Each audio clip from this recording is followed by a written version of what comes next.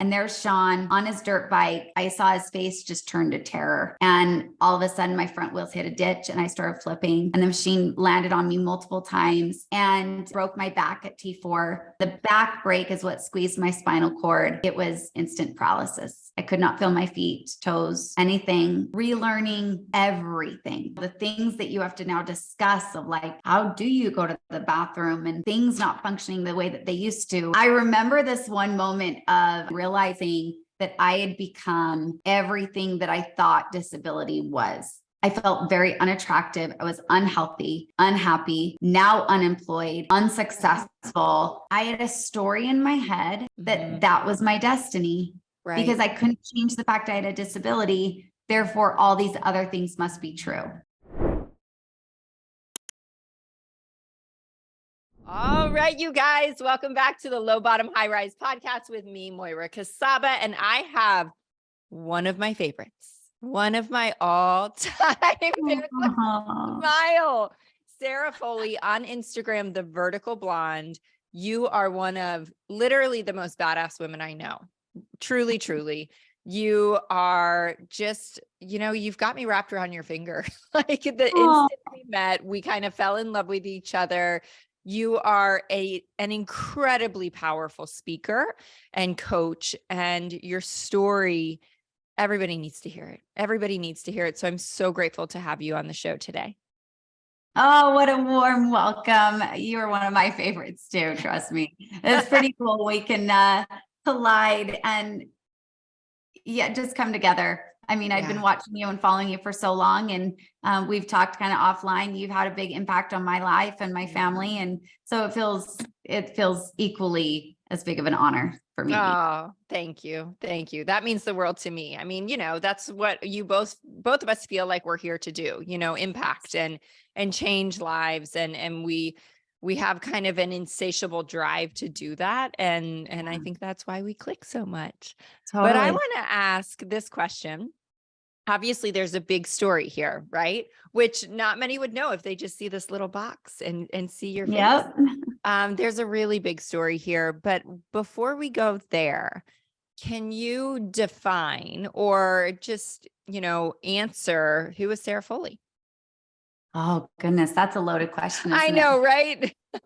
So Sarah Foley is on this mission to see just how much she can accomplish. Oh my gosh. And how much impact she can make. Mm-hmm. But for the point of making all the hard stuff worth it. Mm-hmm. Like, I feel like that's kind of my driving force, is that I want to make it all matter. I don't want it to just be for nothing. And so Sarah Foley she's an eternal optimist. Mm. She is so much fun. And she's also extremely driven and hardworking because she feels like she's here for a greater purpose than I think you've even tapped the surface of or scratched the surface. I think I think that's so many of us. We've got this crazy potential. And if we really think about it, how much could I do? Yeah. How much impact could I make? What am I here to do? Right. And, I spent quite a few years living in Maui, and I love the Hawaiian culture. Mm-hmm. And they've got something called your kuleana. And I love this concept. I love the word so much. Your kuleana is it's like your God-given responsibility. Mm. It is why you are here. And you have been given gifts, talents, experiences, traumas, pains. You've been given all of it for your greater good. Yes. But here's the thing about kuleana is that it's you fulfilling that responsibility for your benefit first, then others, and then the world. It's like we have this responsibility of, I got to give my biggest so that you got to give your biggest so that I can.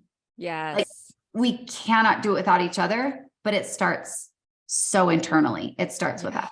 Yeah. Yeah. I think you're so spot on. I have so many thoughts. So, I always go back to this kind of infamous for me, Denzel Washington speech, where he says it's a speech at a graduation. And he says, each one teach one. each one teach one, kind of we're learning, and then we're just simply turning around and teaching the next person. And I think so often that is where our purpose lies, right? That is where our joy and our flow state and all of that. It's like we come up against these walls, we come up against these trials, we come up against, disease or diagnosis or whatever it is.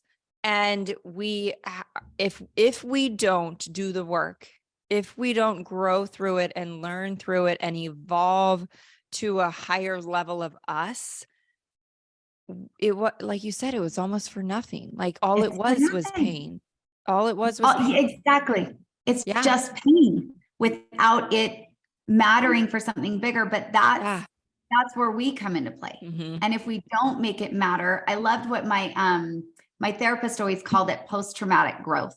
Oh. And I'll never forget the moment that she laid that on me. And, I'd been working with her for quite some time. I called her my medicine woman. I love this therapist. She got me into depths of my soul and being.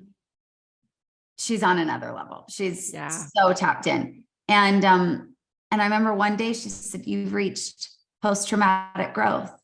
Mm-hmm. And I just remember being like, so proud of myself. Yeah. So like overwhelmed with like, you showed up and did the work, and now you get to reap the benefits of it mattering for something bigger. Absolutely. Like, yes. And yes, I love this so much. And I hope I never forget what you just said about post-traumatic growth, because anytime there is pain, anytime there is PTSD, like anytime we have that, we also have the opportunity for growth. We also have an opportunity for beauty, for this other side that is like the richness of life. And we don't really get to taste that unless we experience the hard, unless we experience the traumatic. And unfortunately, at least it's been my experience, that the harder the road, the sweeter the growth, right? The sweeter the other side. Yeah. Yeah. Oh, I love that. So can we dig in? Can we dig into the story and just exactly what your life looked like, what happened? And, it's funny, we say this in AA all the time. What was it like? What happened? And what it's like now? That's how we always set people up. So there you go. There's your setup, because it's been a hell of a road, and you have risen, and with so much grace and so much dignity, and also probably a million breakdowns and tears along the way, which are always needed for growth. But to be where you are today and having walked that path is just beyond admirable, Well, and people often ask me, so we'll get into it in a second, but they'll ask me like, I don't think I could do it. Mm-hmm. And I don't think that we realize what we're capable of until we're faced with the moment where we feel like we have no choice. Right. Kind of like we always have a choice, but it's that's what kind of where I would always go. It's like, well, what choice did I have? Right. So 10 years ago, and I can't believe it's been a decade now, but 10 years ago was kind of when everything took a flip. And, it's funny because I had just turned 30, and I always kind of thought of like, I was checking every box. Like I was running a spa in Park City. It was like such a job I'd worked so hard to get, making more money than I'd ever made. Newly in love, great friends and family, like every box was being checked. I was just doing everything that I felt I was supposed to do. Yeah. And feeling really good about it. And, I had this new boyfriend, Sean, and we went down to Bryan Head, Utah, Southern Utah. We were meeting up with another couple, but the first morning we were there alone. And I'll never forget the morning is that we went out to this gorgeous lookout. We had hiked up, and I felt like I was just on top of the world, like literally and figuratively. It was this sweet, sweet moment. And I turned to him and I just said, my life is so perfect. And in my head, I just rattled everything off. It was just like, that's perfect. And that's perfect. And oh my gosh, like just reveling in the beauty of my life. And 4 hours later, I was lying in dirt, paralyzed.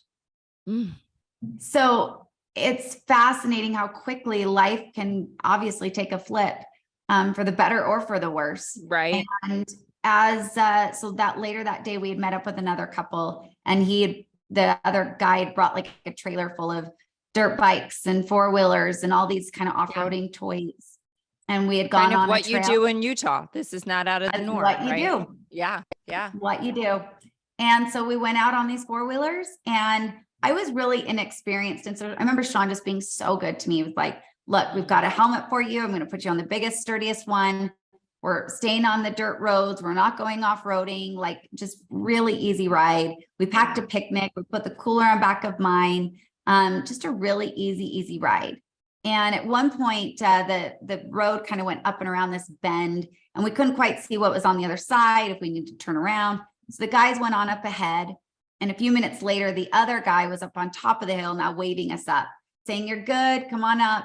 So we start going up, I'm in front. And what we don't know is that Sean's coming down now the hill to come get us and let us know that it's safe. So miscommunication there kind of on their end. Yeah. Just, didn't hear one person say the other thing. No big deal. Totally. Yeah. Well, and even it's like, I'll go down and get the girls. Awesome. Right. You know? So, and that could have actually even been what maybe the guy was motioning of like, Sean's down. You just never know in those moments. And so we went up and around, and we both came around the bend at the same time, going full speed towards one another. And in that moment of panic, I just remember saying, like, get off the trail, whatever you got to, like, just get off, get out of the way. And so I jerked the handlebars to the right, and I'll never forget looking back to my left though. And there's Sean on his dirt bike, totally out of the way, and looking at me now in like, I saw his face just turn to terror. And all of a sudden my front wheels hit a ditch, and I started flipping, and the machine landed on me multiple times. It snapped my clavicle in half, broke almost every rib, I think every rib but one, and broke my back at T4.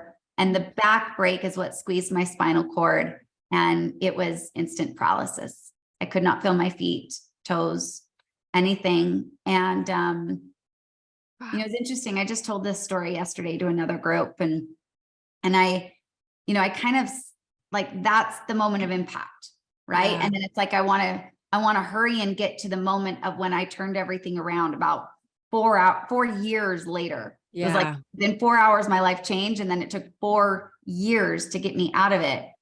But I'd forgotten just how hard it was in the beginning, like being in the hospital and relearning everything, relearning how to go to the bathroom, how to take a shower, the feeling of like loss of dignity of like all these doctors in your room, and like, there's never privacy, and, the things that you have to now discuss of like, how do you go to the bathroom, and, and things not functioning the way that they used to, and my feet swelling up. So I could only wear these ugly Ugg boots. I was just like mortified. I was like, and I had my mom bring my favorite. A fashionista. Like, your fashion sense is so on point. Love fashion. In fact, one of the first things my mom's like, what do you want me to bring from home? I was like, my bright red pumps. Like, I need them above my head. I had to look at them every single day. I swear, those pumps, like they guided me out of some dark moments. But I was just like, who the heck am I? Like, I can't dress the same way. I don't move the same way. I couldn't stand to look in a full length mirror anymore. I just felt like I was so just cut off from my body, cut off from the way I used to do things, cut off from myself. Everything was just like broken. And yet everyone all day long would just tell me what an inspiration I was. Such an inspiration. And when someone is going through something so hard, and I would just, to them, I would put on a smile and be like, I'm so inspiring. And inside I'd be like, you jerk. I'm just trying to get through the day without peeing my pants or falling out of my chair. Like, and that can also feel like a lot of pressure, because and I'm assuming, because that is always, I've never gone through anything like you've gone through, but every tragedy that I have walked through in my life, people saying, "Oh, you're so strong. It's so inspiring that you're walking this path." I got to a point where I just wanted to scream and say, can anyone give me, permission to fall apart? Because, but it's a double-edged sword, right? Because the people that are kind of constantly speaking this over you, you're so strong and da, da, da, da, da. It does in some ways empower you, but it also can literally make you insane. Well, it depends on how you're taking it. Yeah. Right. Like you can use it for empowerment. You can use it for like that pressure. For me, I just felt this like sense of I am already burdening everyone around me because we had to remodel the house. Everything had to be changed. Financially, it was a burden. People taking off time from work. Like my hospital room was a revolving door. It was like when one tapped in, one tapped out. And it was like, we had a calendar. So I was never alone. And they took me to first Vegas and then Colorado. So I was far away from home. People had to travel. And I was like, I can't burden them on top of it with my emotions. Oof. And so, especially Sean, who took it 1000% personally, the pressure of just like, I shattered this woman's life is how he internalized it. My mom she needed someone to blame. So she blamed Sean. Right. So like everyone was like, as any mother would, I think, right. Yeah. Yeah. And it's like, I got on the machine. I didn't know what I was doing. It's like kind of that. And just accidents happen. Happen. Yeah. And they happen. So it's just, there was such heaviness. And how long had you and Sean been dating? I'm just curious. 6 months. 6 months. 6 months. Wow. And we were just enjoying our summer. Like we were not talking long-term. We were just having a blast. He was so much fun. But it brought something new out of him as well. He was there more than anybody else, probably even more than my mom. And he would do these things. Like when I first got to the Las Vegas hospital, I was in the trauma unit. And then in the middle of the night, they moved me to like my regular room. And I was sharing it with someone, and like, they didn't even speak English. And, so it's like, you've got a curtain, there's no privacy. And I remember just being terrified in the middle of the night. So Sean gets there the next morning and he says, "Oh, hell no." So Sean is like the ultimate salesman. He can sell anything to anyone. So lo and behold, a couple hours later, they're like, "Well, we're moving you to a new room."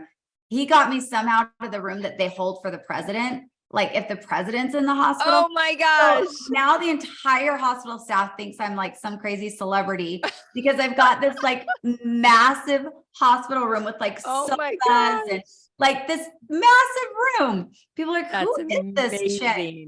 So like, I mean, he came in and he just made things happen that you're like, this would have been a very different experience without Sean, Right. Well, and 6 months into a dating relationship, I would guess that the majority of men would have stuck around for a little bit and then just not honestly been able to handle that.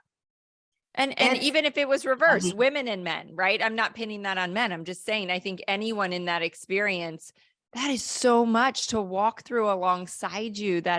What a beautiful thing that he just leaned in instead of out. We have quite a connection, and, we felt, and we've talked about it later now, but it's like, we were doing a lot out of, I can't be that man that leaves her. And then I was like, I can't ever lose this man. No one's going to love me again. We had these like weird things of obligation, but on top of it, we had this really beautiful love that came out of it. A love that I'll never love anyone like that man. Yeah. There is such a connection and what we went through together and all of that. But yeah, it was, I often thought about that and I gave him the out. I was like, if you want to go, you can go.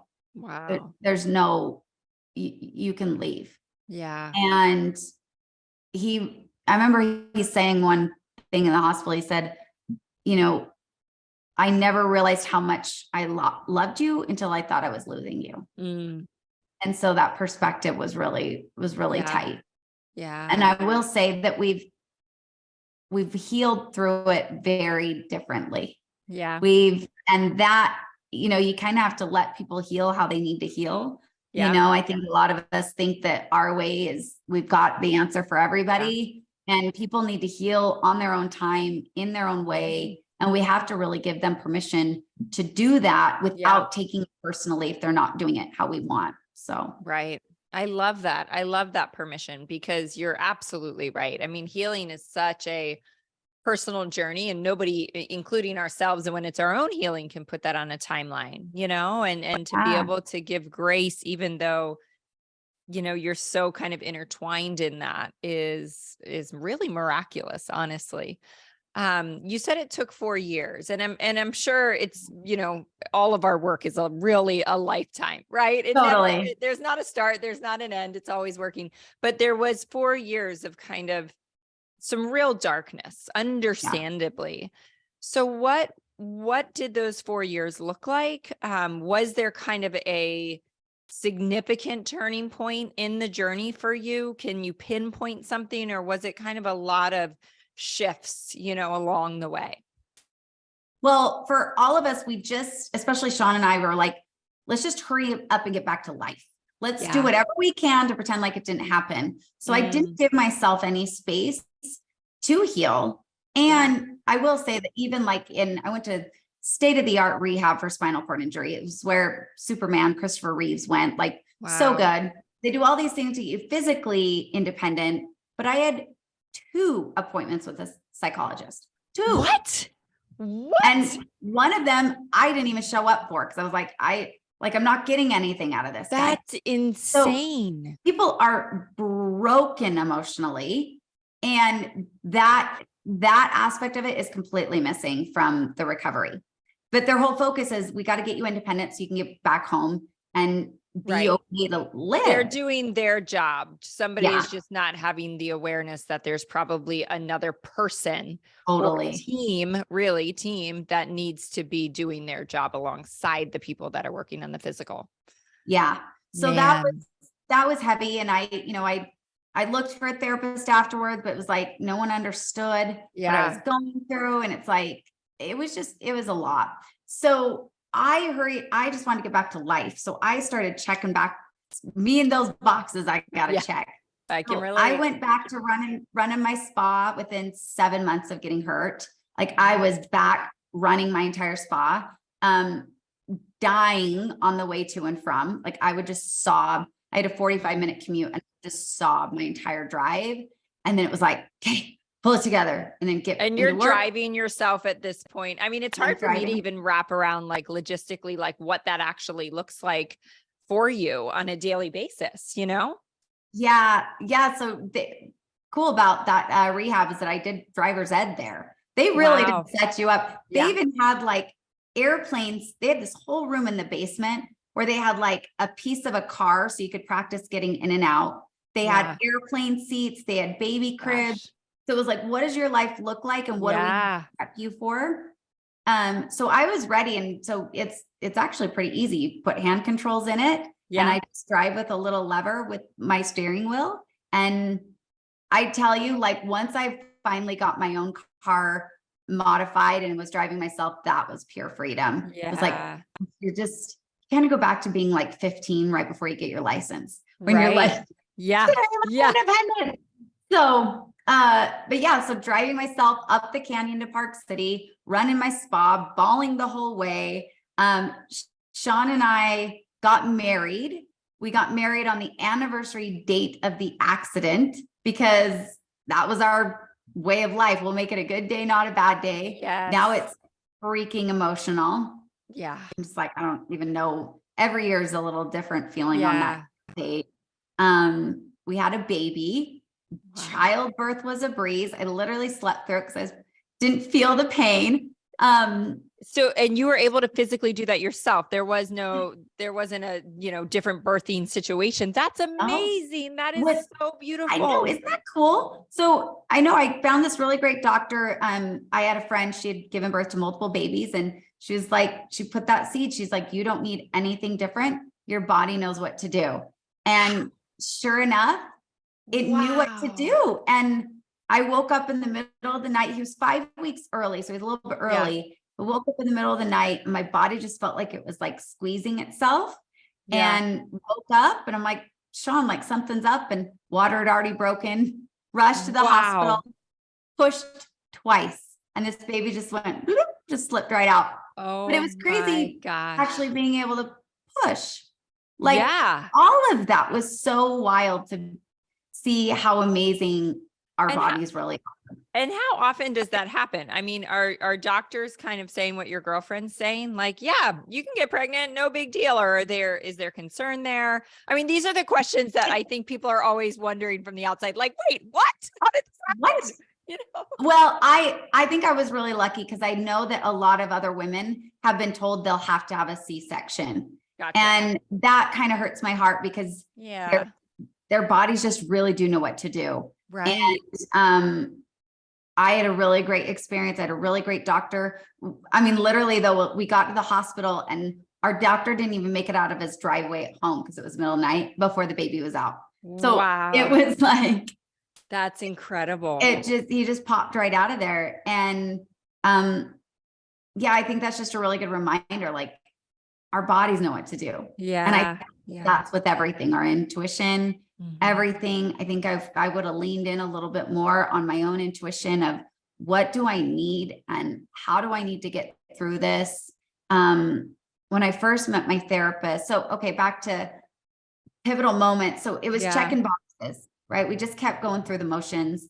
And what happened was Sean got a job opportunity that took us to Maui, which is amazing. Yes. But I got cold feet a few times and I didn't want to leave my job because I didn't know who I was, would I ever be accepted? All my staff knew me from before. So that was an easy transition back. But to start somewhere new and think of making friends. And it was like, who am I now? Yes, and so I can't imagine. So that moment of like blank slate, what do I do? And for a little while, it was like, I'll just enjoy, being at home and with my little baby. And if you know me, I'm like, I went stir crazy within a week. I was like, I need something to do. That just wasn't working for me. But what happened was in that time of that 4 years, that depression really started to weigh on me. I got pretty overweight. It was very unhealthy. I hated my body. That is so hard for me to imagine. You unhealthy, overweight. So hard for me to even wrap my head around. Yeah. Oh yeah. I've got some really fun before and after photos. And I remember this one moment of, I got out of the shower. We were there in Maui, and looking in this full length mirror and realizing that I had become everything that I thought disability was. So I had become, I call them kind of all the uns of life. It was like, I felt very unattractive. I was unhealthy, unhappy, now unemployed, unsuccessful. And I was like, those were all the ideas of what I thought disability looked like. Yeah. And whether I wanted it or not, I had a story in my head that was my destiny, because I couldn't change the fact I had a disability. Therefore, all these other things must be true. Right. So that moment in the mirror, I just remember thinking like, it just hit me really hard that I'd become everything I didn't want. Yeah. And the thing that was at me the most was what they call the wheelchair tummy, because I put on a lot of weight. I can't flex my abs like other people can. Your spine kind of shrinks and it just pooches out your belly. And I was like, that's where I'm starting. Like, I'm going to get myself healthy. And I ended up getting a trainer, who he ended up, we would like geek out on personal development all during our workouts. I found a therapist at that same time. I literally did mind, body, soul work all at once. And I just went at it head on. And Wow. from there, it was just like, okay, now we can start getting, to the root of some of this and healing some of this. Yeah. And I remember that first day with my therapist, she did IFS therapy. Have you ever heard of it? I haven't. Maybe I have. What does it stand for? So it's called internal family system. It's like parts is what they call it. Yeah. Gabby Bernstein, her latest book, Happy Days, is all about it. And basically we're dealing with the different parts of us that feel they're trying to keep the core self safe and maintained, but we do it in sabotaging ways, right? We try to control things, or, we've got these pain parts and these trauma parts and all these different things going on within us. And so what she would do is at the beginning of every session, it was like, what part needs you the most right now? And for me, I was so disconnected to my sense of just being a woman, that femininity and that fire of being feminine. And, I can't feel anything below my waist. So I'm so disconnected from that. And I had to go back inward and heal that part of me and give that part love and grace and go through these really beautiful experiences where I was giving me what I needed. Yeah. And I'd never experienced that before. Wow. Wow. So this was all around the 4-year mark, right? Personal trainer, therapist, like the overconsumption of personal growth, drinking out of the fire hose. And that's where change starts to happen, right? I mean, it sounds like we talk about like immersion weekends, right? When we go to a personal growth seminar or something like that, but we have the opportunity to really do that in our everyday lives, right? Like to just fully immerse yourself in books and podcasts and documentaries and meeting with a therapist, meeting with a personal trainer. And I mean, that's just I applaud you, because that takes you. I mean, you made those decisions, right? Like you put in the effort. That takes decision, committing to action. And that's no small thing. And I think there was probably a little bit of God in there, don't you think? Oh, for sure. Yeah. For sure. There's no way that I would have been able to stick through those times, right? And, I think the key, you talked about making that decision. I remember just that moment kind of in the mirror, just finally surrendering, okay, I can't do it like that anymore. It's too hard.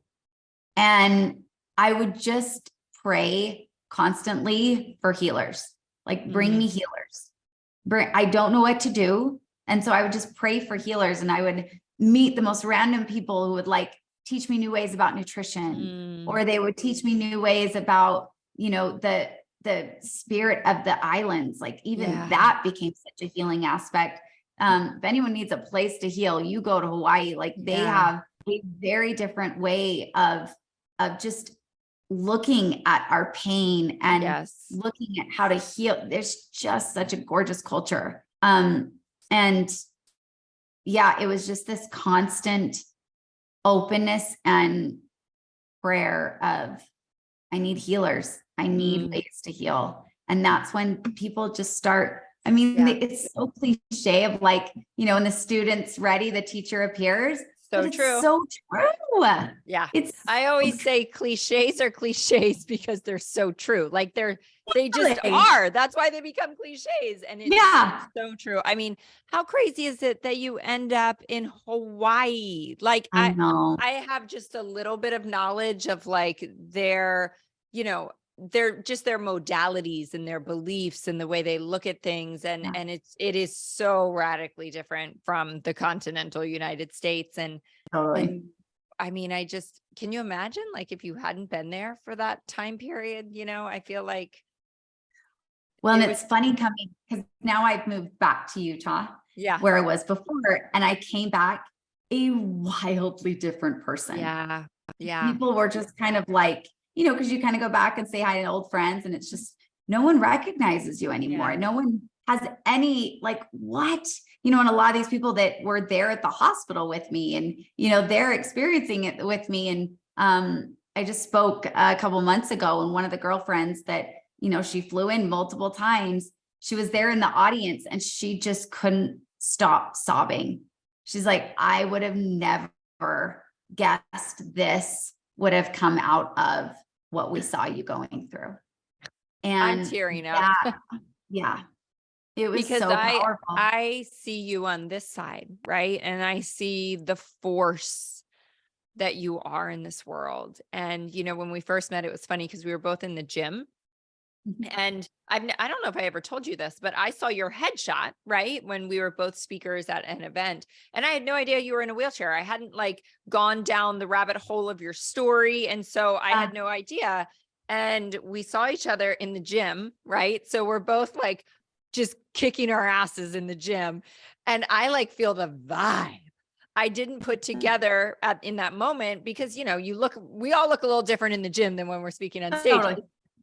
But I felt the vibe and I felt this energy, and I thought you were attending the event, which, women's events attract just some badass women.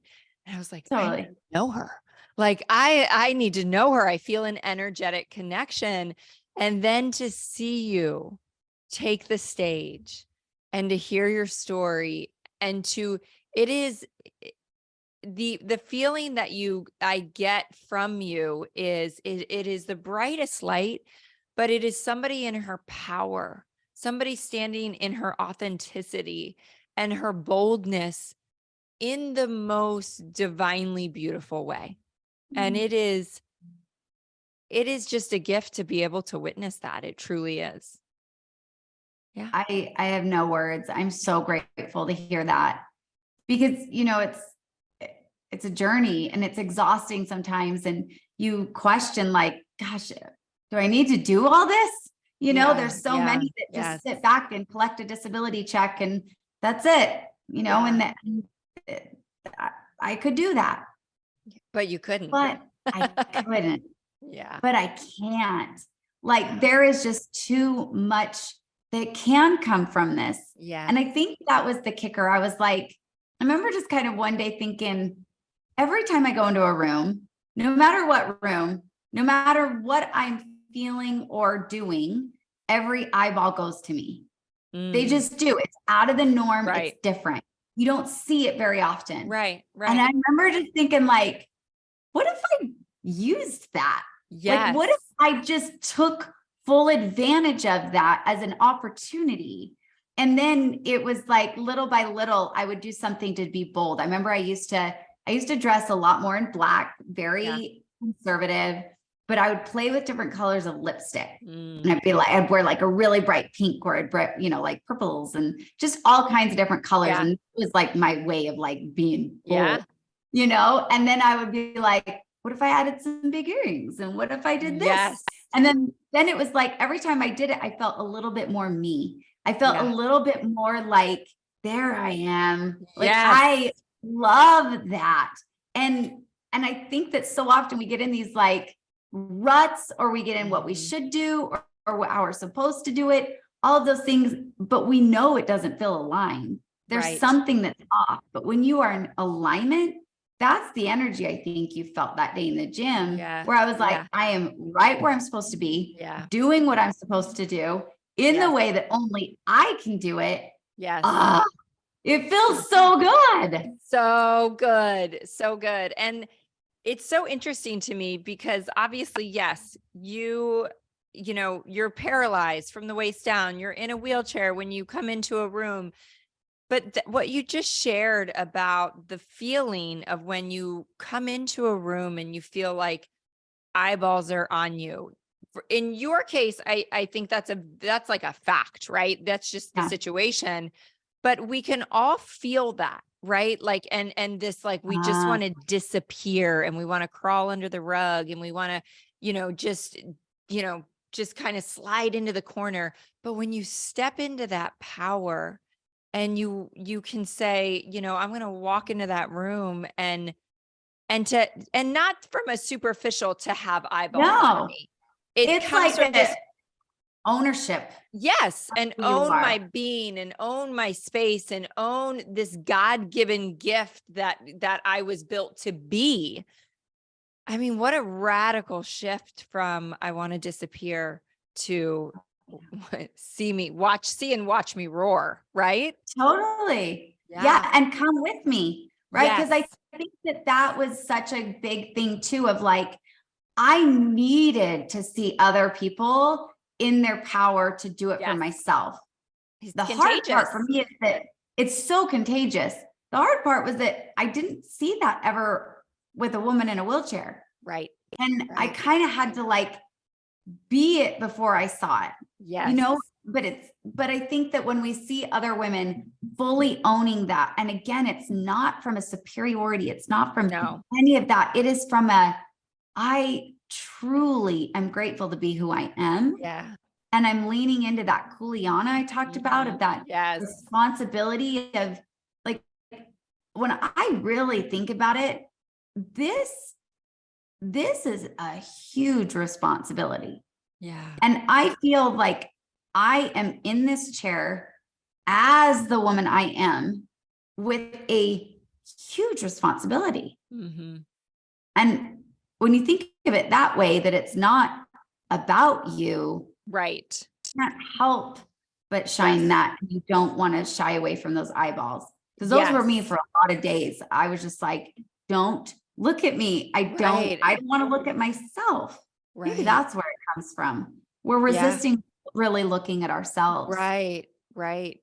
Yeah. And I love what you just said too, because I think, I have that just belief, right? The belief in the calling, the belief in what I'm meant to do in the world. And you hit the nail on the head where you're like, that's where the confidence comes from. It's not that, do I think this message is powerful enough? I'm like, well, God told me this is what the message needs to be. So I trust fully in that. Right. And so when you really truly see yourself as just a messenger, a vessel, the hands and the feet, it's like all the pressure and the insecurity starts to go away, because it's not about us. Yeah. It's about tapping into something bigger than ourselves and just doing the work. And that's where the alignment happens. That's where that power comes in, but in such a humble, grounded state of power, if you know what I mean. Yeah, absolutely. I love that. Well, tell me this. I know some of what you're doing in the world, but tell us, well, first of all, where can we find you? Where can everybody go look up all the things and website, Instagram, all that. But what are you currently doing besides, I know you're speaking in a lot of places, which you should be speaking everywhere with your message. But what other programs or anything do you have that people might be able to tap into? Awesome. So you can find me anywhere at Vertical Blonde. There's YouTube, there's Instagram, website, everything is Vertical Blonde. And the best handle and name ever, by the way, for you. I mean, well, we didn't even get into that. I realized where we are on time, because when I realized I came up with Vertical Blonde as a catchy name for my blog, to keep friends and family up to date. It was what I was doing from Utah to Maui. But it became this, it is my iconic identity. Yes. It is this part that knows no fear. Mm-hmm. And so anyone that I coach, we go really deep into their own iconic identity. And Vertical Blonde is more than just a great handle. She is like where my confidence comes from. Yeah. It's pretty cool. It is pretty cool. It's so fun. And it's just such a fun name to play on for marketing. I'm not going to lie. It's so fun. So all the things. So I've been speaking so much. Speaking is where I just light up. I love it on stage. I have a background before in television and all these things that I get to pull into play. And so I've got a couple different programs. One, I have the seated app. So for anyone that needs fitness from a seated position, I've got that. I also got the Icon Collective, which is a group coaching all for healing and personal growth on a consistent, regular basis with the support so you don't feel alone. It's becoming quite a beautiful community. Yeah. And then my newest baby is for those that want to be speakers. And so I opened up the Iconic Impact Academy. Our first cohort they're about halfway done right now. And we go into fundamentals of how to gain the energy of an audience, the fundamentals of crafting your story and your origin story and building trust with the people that you're speaking to. So if you have any desire to speak on stage with a presence, this is definitely for you. So that one's really fun. Our next one won't start again until fall. So that'll just be twice a year. Yeah. But the others are ongoing regularly. Wow. You are serving so many women at such a high, crazy level. And you just keep adding more things, which I think is so awesome because you feel called to it. You have these gifts. Yeah. You've been able to, you've done the work, right? And when you've done the work, just like we started, each one teach one, you can turn around and help and inspire and build belief in so many. And I want to echo your feeling, when you're talking about, are you interested in speaking on stages? Everybody has a story, right? It's possible for everybody.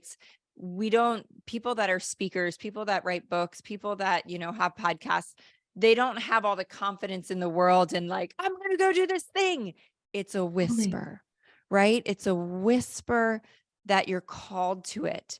And when you surround yourself with people like Sarah, like stepping into a collective that she's running, that's where the magic happens, I think, because if we're not in the right rooms with the right people, in the right circles with the right women, it's a lonely road. It's a very lonely road. So It's a very lonely road.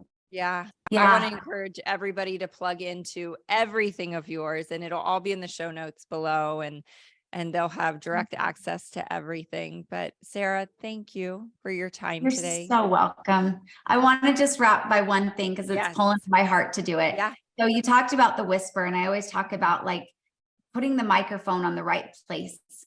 And so often we have the microphone up on our head and all of the things that are swirling around, but those whispers, we literally hear them from a different place in our body. And back to Hawaiian culture that always knows better, I feel like. They call it your na'au, and your na'au is right below your rib cage. It's that place where the whisper comes from. And the na'au is called your deepest inner knowing. It is your seat of thought. And if we can truly put the microphone to that place, that's where we're going to get exactly where we need to be and where our purpose is and where we are called. And then we get to use our brilliant, gorgeous minds to figure out the strategy to get there. Yes. But we got to get the microphone on the right place and the right voice. I love that visual. And I might be meditating with my mic down here just to physically do it, right? Do it. That is so powerful. Oh my gosh. I love it. I love it. Sarah, you're such a gift. I am so grateful for your friendship. I know this is like, there's work to be done together in the years to come, no doubt. And I'm just so grateful for not only your light in my life, but your light in the world. Thank you. Thank you so much. This is such an honor. I love you so much, and ditto to everything. Love you too. Thanks. All right, guys, we'll see you next week. Thanks for tuning in.